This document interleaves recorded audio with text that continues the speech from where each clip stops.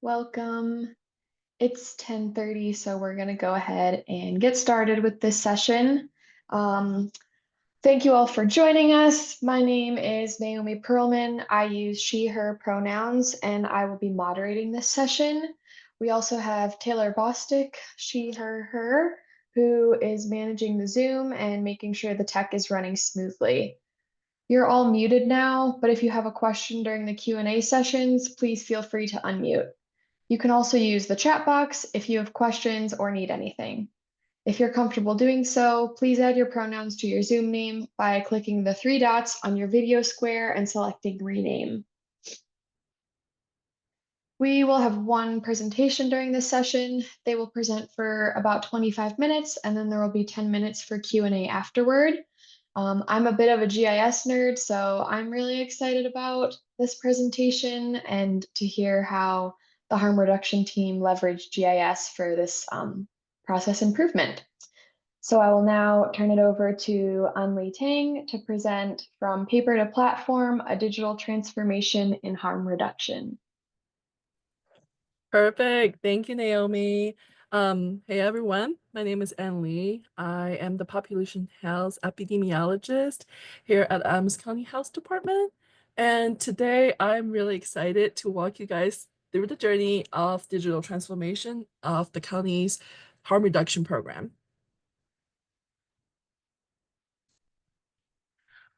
Before I jump into the program details itself, I want to walk you guys through quickly on the organizational chart of Adams County Health Department.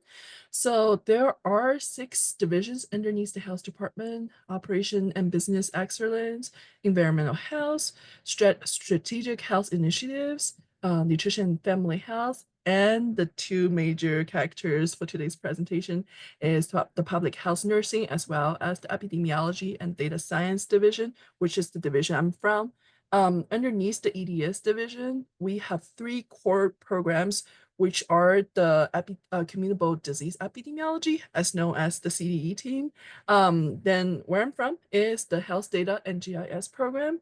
We also have the emergency preparedness and response program as well.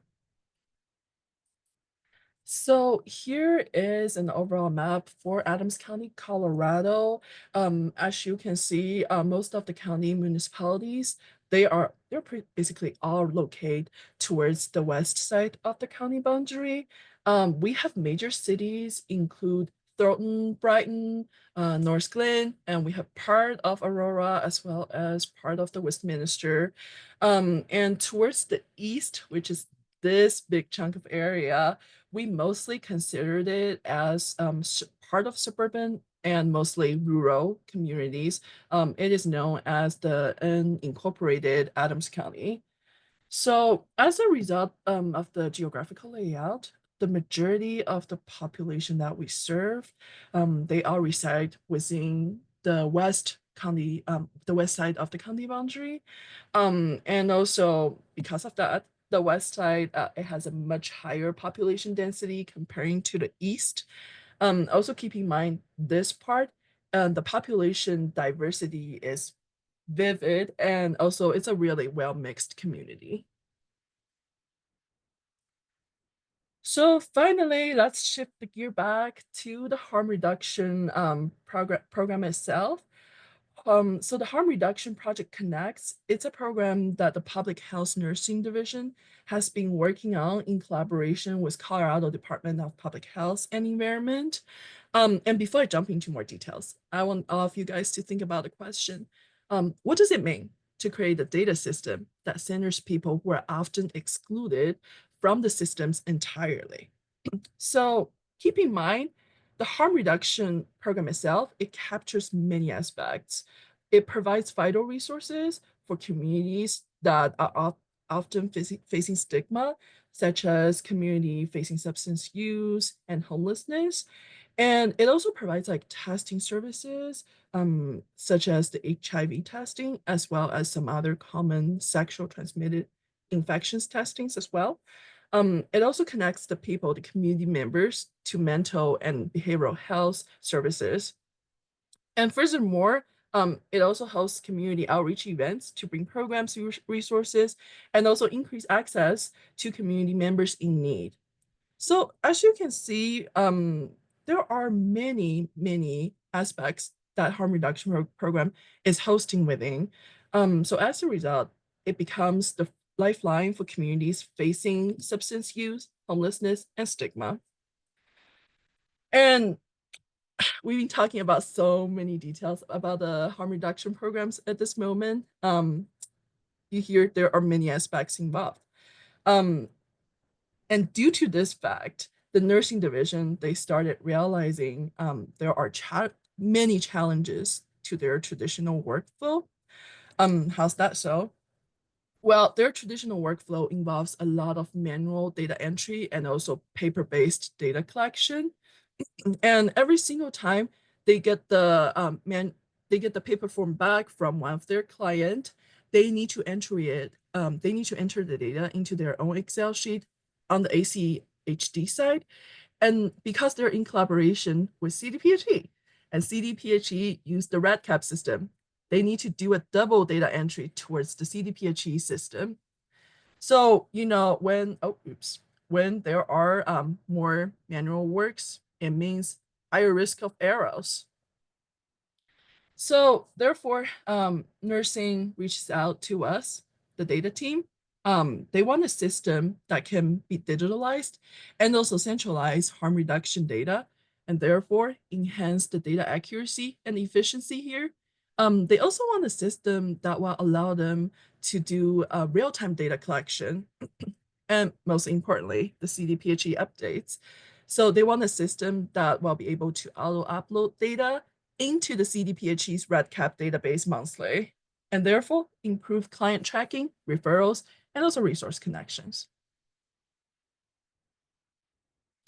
So now let's talk about the process of how we, the data team, made nursing team's dream come true. So the process can be divided into 5 major steps. And before I hit those steps, I'm going to walk you guys quickly through what each of these symbol means. The first one, it's the survey 123, which is the software that we use to create survey forms. And the second one is ArcGIS Online. I'm going to talk about the second one and the first one together. The first one is the ArcGIS Enterprise system. The difference between them is this is like a cloud storage service, and this one is hosted on our local server. So this one is the ultimate secured storage of all the data. And the third one is FME. So FME, it is a drag and draw programming software. If you know how to use Python, like you will be so fluent in this software as well. Okay, so let's get back to the first step. The first step is to map the CDPHE schema to internal harm reduction data system. So this is a manual step that help to make sure the fields match up between the two parties. Therefore, it will allow us for a smooth data exchange later. And the second step we have is to build infrastructures to mirror and expand schema for additional data capture. What this step means is we talked with the harm reduction team and we asked them what they want to capture more, the one some of the fields that did not exist on the paper form. They tell us what they need, and all those schemas, they will be helpful for the program needs. So the third step is to develop a total of 8 data collection tools. They are all tailored towards the programmatic needs. So this step, it involves using the ESRI survey 123 to customize different survey forms to capture different aspects of the data. I will give you guys an example. So underneath the testing services, we have the client testing consent form, we have the client intake form, the client history and referrals forms, the staff testing follow-up forms, as well as the staff post-exposure prophylaxis and pre-exposure prophylaxis navigation forms. So there are a total of 5 forms underneath the testing service alone. And moving on to the 4 steps, we have the automated monthly data uploads into CDPHE REDCap system. So this process, it is achieved using the programming software FME right here. An automated workflow that moves data, it was set up on the FME server. And finally, we created staff dashboards for client lookup, referral follow-up, as well as reporting. So these dashboards, they were created on ArcGIS Online as well as on the Enterprise. So the part on ArcGIS Online, it is for easier access. However, moving on to the Enterprise, this is host, remember, on the ACHD local server. So this is for a more secure data storage. And I will give you guys two example on which which functionality is hosted on which platform. So for example, the general landing page, which is the mothership to access all these dashboards and forms. This page is hosted on AGOL. So that allow the staff to access the page when they need it, even though they're outside of the office, they don't have the VPN access. They can just go on their phone, they have internet, they just go there. However, the client lookup dashboard with the full with the on-site use. So this dashboard, it houses the full client data, everything, every sensitive and patient concentrated data, they are hosted within that dashboard. This one is on the enterprise, so you can only access it using the VPN, or you have to be physically located within the office to access that. And moving on, so this is a diagram which shows you how the data is moved in the backstage. So the first part, most importantly, we have the 8 data collection forms, which are the survey forms here. They are all available on computer, on iPad, and also on phones. So, no more paperwork involved anymore. Everything is digitalized. And moving on here, we have the ETL automations, which is the extracting, transforming, and loading automations. So once we get the data in from these forms, it moves towards the ETL automations. I will give you guys 2 examples for why we have the automation set up. The first one will be the CDPHE REDCap system. So every month, those data that we got from the data forms, it will be automatically uploaded with matching schema towards the CDPHE data system. So the nursing team no longer needs to go on the system, log on, and start manually typing out the information themselves. The FME workflow takes care of it. And the second example, it can be a really comprehensive notification system. For example, while the referral comes in and the harm reduction team's like, so how am I gonna get notified for that referral, right? We set it up inside those automations using the notification feature. So every time, for example, like a new referral comes in, a notification email will be sent out to the team member. And moving on, we have the staff dashboards. So all these dashboards, they are for staff to check up upon their clients. So if the clients needs further help, everything will be shown through the dashboard and to let the team member know. And also they can enter like lab testing results, for example, the HIV testing, onto those portals. Sweet. Here I'm gonna walk you guys through like a little bit of the details of the dashboard. We have the client lookup dashboard right here. This I would say is like the most comprehensive dashboard here. People can get onto the dashboard, we have different kind of like filters here.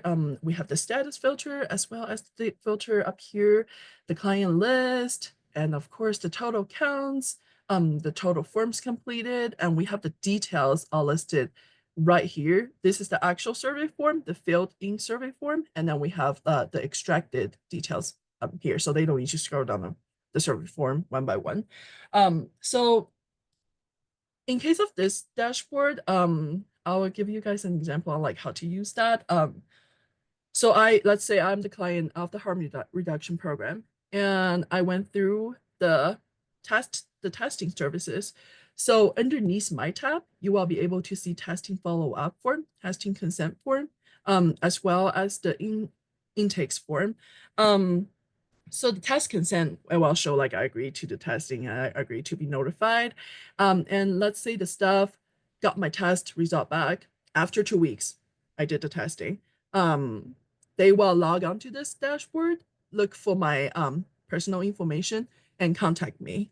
Or they can just upload the testing result, the result like directly onto this panel using this survey. And then we have the community outreach dashboard. So this dashboard, it's focused more on the community events. So this dashboard, as you can see, we have the map, we have the list to look up, as well as the event details. It captures many aspects, such as how many supplies are distributed, and also pinpoint the location. So you can see where this event took place. It took place in several different locations here on the map. It also kind of give the staff an aspect on how many people they need to connect to the resource, and also visualize the geolocation and also identify the areas they need to do more interaction with. For example, like you can see it's mostly concentrated here, but what about this area? So this area might be our next focus. And now we have the referral follow-up dashboard. So not all the clients coming to the service showing up on the client lookup dashboard will be show up here because not all of them need follow-up services. Only if they specify themselves in the encounter details right here.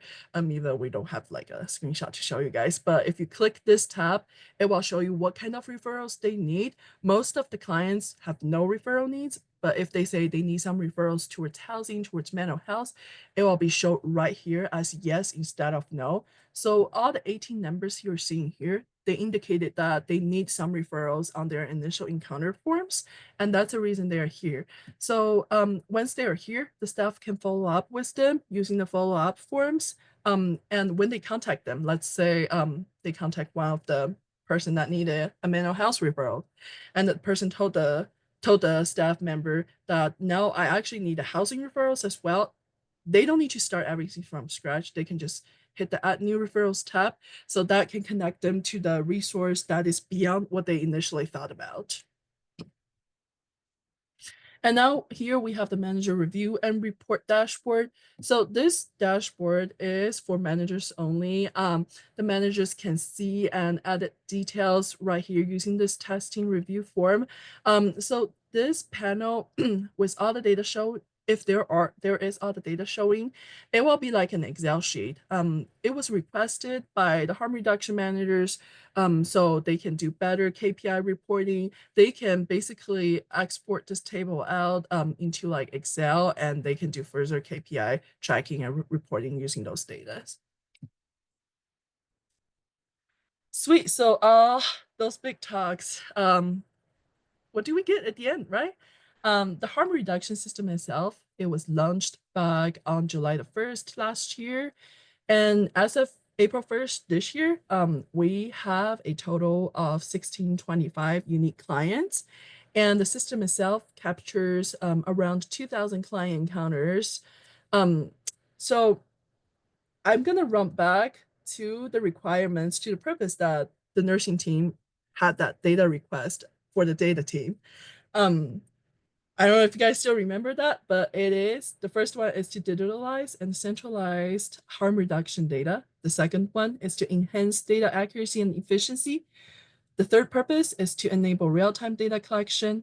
Fourth one is to auto-upload data into CDPHE's REDCap system. And the final one is to improve client tracking, referrals, resource, and connections. We fulfilled everything with this system. So we basically free all the nurses' hands. They no longer need to do manual data entry. They don't need to worry about that. They're gonna miss one little point or miss 1 0 and screw all the data up. And this is one of the review that we got from the harm reduction manager. As you can see, they are very happy with this system so far. So remember the question that I asked at the beginning of this presentation? What does it mean to create a data system that centers people who are often excluded from the systems entirely? We want to reflect. Where can modernizing your system make the biggest difference? And how might this strengthen your team's ability to serve your community? And we want to act with care, always do that. We want to build a data system that actually simplifies the connection to care, not too complicated. So it's a system that should be truly support the work you do. And finally, we should invest together, prioritize collaboration and long-term tools that empower staff to reach people more easily and also provide care that truly meets their needs. Thank you.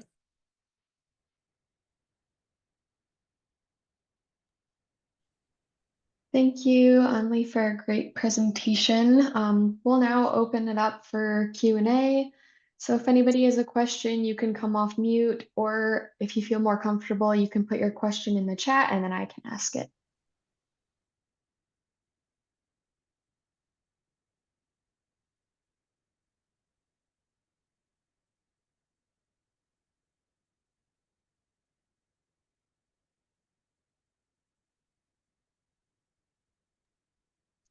All right, we have our first question in the chat. Have you ever had any issues with data collection in areas without internet or phone service? If so, how did you navigate? Sweet. That's a good question. So the survey 123, it also allow like offline use. So when the staff goes out to an area secluded with no internet service, they're still able to pull out the survey form, have the people fill it out. It will just be stored locally, temporarily on the iPad itself. And then once they get back to the office from field, they can just upload the data directly to the system. Does that answer your question, Rachel?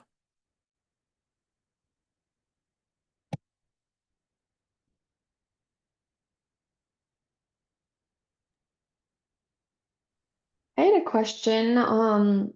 So within Adams County, have you guys applied the same methodology to other programs that maybe were also relying on manual data entry and like paper forms?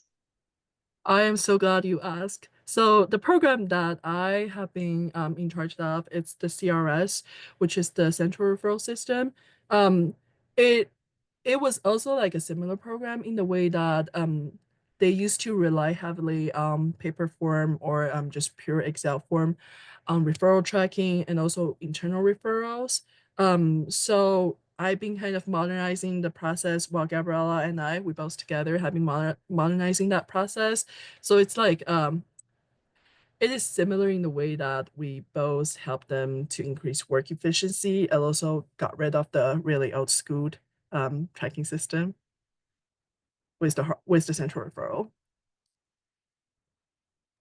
Yeah. So it has been like implemented a lot. And also I have a colleague that works on the sexual health aspect.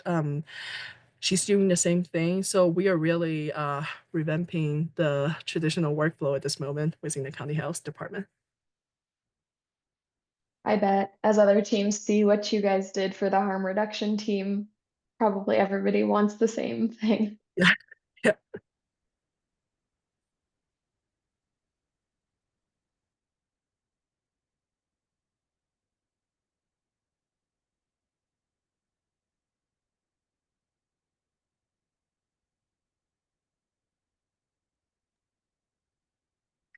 This is sort of an extension of that question, but then with other local public health agencies, have you shared this process improvement? Like, obviously, right now, presenting what you did is a great way to disseminate your work, but I'm just thinking about other local public health agencies if they've run into the same issues and they could learn from you guys on how to update their systems.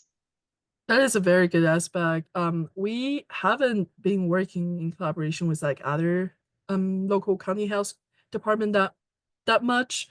I think it will definitely help like if we have like a communication channel together so we can share what we're doing here. And also keep in mind like with the support, like the actual technology support underneath those big systems like the harm reduction, sexual health, CRS.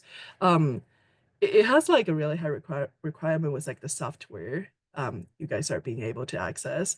Most of the harm reduction and all the other systems we're building right now so far, they are all based on the ESRI product. So it depends on whether the department has the capacity to get the access towards that that product. But with the logic underneath each of the system, I think that's really that applies to every single health department's workflow, and we're definitely happy to share with them how to. Good question, Savannah. So every single time when the system is pushed out as like a brand new start of the workflow, we offer in-person and as well as remote training towards the staff member. So we will walk them through how to use the system step by step, and we also create those user guide. Big thick user guide, but in online version that they can read through on each functionality and on each of the tests they need to do, give them some practice. So far, um, we don't have any like user feedback that says like any of the system is really difficult to use. It's all pretty straightforward. We also keep that in mind as it to be like user friendly from literally when we started building the system from scratch. So it's always, I would say it's always like really straightforward to use. And Sandra's question, what sort of data quality checks do you have in plan to prevent duplicative patient data? So to Sandra's question here, so all the data stored here, they once they're in the system, they're assigned with their own unique ID. Within the harm reduction system itself, it actually has two types of unique ID. We have the one that is like the superficial level one. That one is relatively easy. So it's the first two initial of your first name and last name and the year of birth and your sex. So this one we made it so easy because we want people to be able to like look up what's going on within the system. But like deep inside, when the data is actually stored, it's a more complicated unique ID schema here.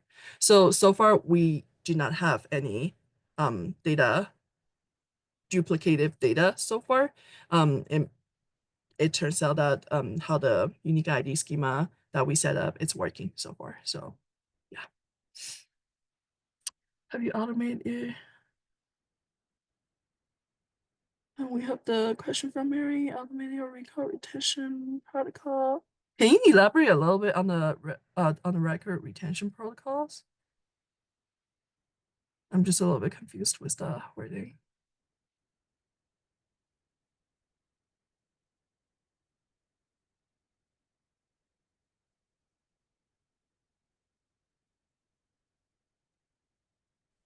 Mary, if you feel comfortable hopping off mute and explaining what is a record Oh, retention okay. Um, protocol. that part is I'm actually not so sure about this policy behind the harm reduction. I can double check it with Gabriella for you. But so far, once the record is stored, is getting put into the system, it is getting stored there. And I don't have like an exact like period, like how long it's gonna be there, because the system has only been running for like less than a year at this point. So we just store everything together within the enterprise platform at this moment. Okay, I was just wondering because with minors, you have to keep a little longer than with adults and so forth. And any health information, because it sounds like you're doing health info on there, also has to be retained a certain amount of years. Yeah, with the system we're setting up right now, the enterprise, as long as like we are renewal the service with ESRI, it can be stored there infinite as long as we want.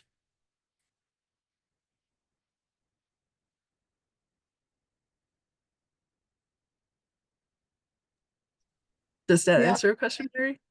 Yeah. Good. We have what challenges do you foresee with this new system? Um, I would say the biggest challenges I can tell is there are a lot of like stuff move um how would you say, like there are constantly new people coming in. So we need to constantly figure out a schedule that can fit everybody. Because once they're new to the program, we need to basically train them from the beginning on how to use this system. But again, like I say, the system itself is pretty user-friendly. It's pretty straightforward. So far we don't have any challenges at this moment. And what else? What challenges? What else should be challenges? Yeah, we don't really have any challenges at this point. Everything is working really smoothly with the system.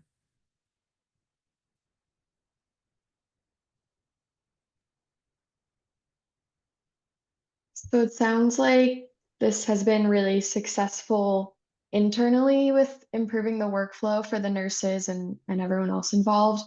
Have you heard any feedback from clients? I'm not sure how it works, like if you have repeat clients who you may have served before implementing this system, and then after, have you heard anything from them on how this has affected their services? We've mostly had feedbacks from the manager levels, the actual internal staff. It's just with the harm reduction clients, most of the time they're like the one-time show up type of clients. They show up once, they get what they want, and they're kind of just vanished from theirs. So it's really hard to like keep tracking the feedback from the client aspect. But I can see like if we indeed find somebody that received service before with all the traditional workflow, if you ask them right now, they can tell you is the overall process of moving their referrals forward, it's probably much faster than the old workflows. Just because people have overall the harm reduction stuff, they have a more comprehensive view to see what's going on and also to keep track on their status.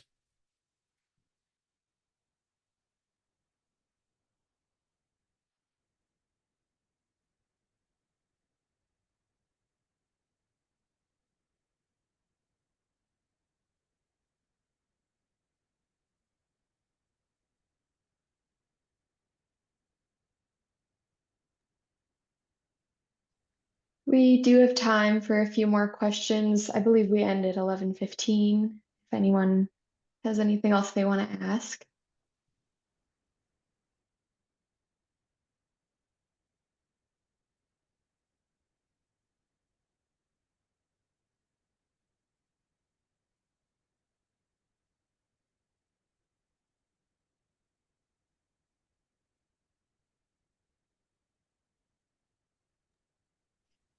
Alrighty. Well, I think we can let everyone go early. We have lunch up next. So thank you all for attending this session and for engaging in the Q&A. Thank you so much, Anli, for presenting. Just a few short announcements before everyone heads out. The slides and any additional handouts from the speakers are available on the Sketch website. And on the screen now is a QR code to the conference evaluation. You will also receive a conference evaluation form via email after the conference is over. Please fill that out. Even if you only attended a portion of the conference, it's really helpful for our planning committee. Now we'll have a break for lunch, and the next sessions will begin at 12:30. This will be the poster session, which is new to the conference this year, where we will explore groundbreaking research and real-world applications of data in tackling social determinants of health.